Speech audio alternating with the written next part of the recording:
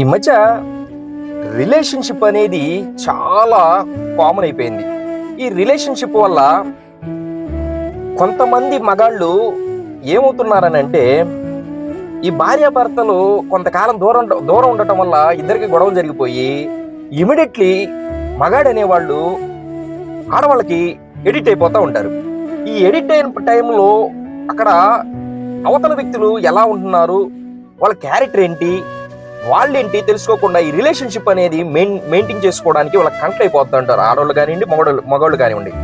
ఇందుట్లో భాగంగా కొంతమంది ఏం చేస్తున్నారంటే, ఇదే ఆసరాగా తీసుకొని ఫైనాన్షియల్ గా మగాళ్ళని అడ్డు పెట్టుకోవటం, అలాగే ఆడవాళ్ళని మగాళ్ళు అడ్డు పెట్టుకోవటం జరుగుతూ ఉంటది.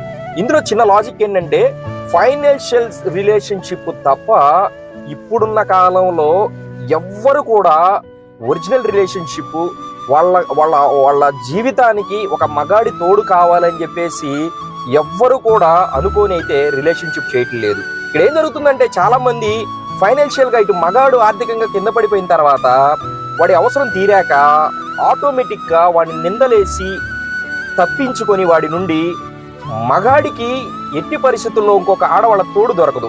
ఒకళ్ళ తర్వాత రెండోది అయిపోయి మూడో వాళ్ళ దగ్గరికి వెళ్ళేసరికి తోడు దొరక సతమతం అయిపోయి కొంతమంది సూసైడ్ చేసుకునే పరిస్థితులు కూడా ఉన్నాయి. ఇక్కడ ఆడవాళ్ళు అయితే వాళ్ళ వే ఆఫ్ రూట్ లో వెళ్తే మగాడు ఎంత చిటికేస్తే విత్ ఇన్ సెకండ్స్ లో వాలిపోయే వాళ్ళు మగాళ్ళు ఉన్నారండి కొంతమంది. అయితే ఇక్కడ ఏదేమైనా కానీ రిలేషన్షిప్ చేసేటప్పుడు కొంచెం ఆలోచించి మీ బుద్ధిని బయట పెట్టి అవతల వాళ్ళు ఎలాంటి వాళ్ళు అని చెప్పేసి కొంతకాలం మాట్లాడిన తర్వాత ట్రావెల్ చేయాలని నేనైతే కోరుకుంటున్నాను.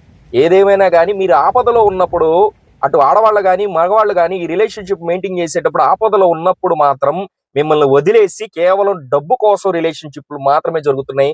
ఇవందరూ గమనించుకొని ప్రతి ఒక్కళ్ళు ఆ పరమశివుని నమ్ముకొని ఏదైతే గాని ఒంటరి జీవితమే మహాబలం అని చెప్పేసి నేనైతే కోరుకుంటున్నాను. ఓం నమః శివాయ.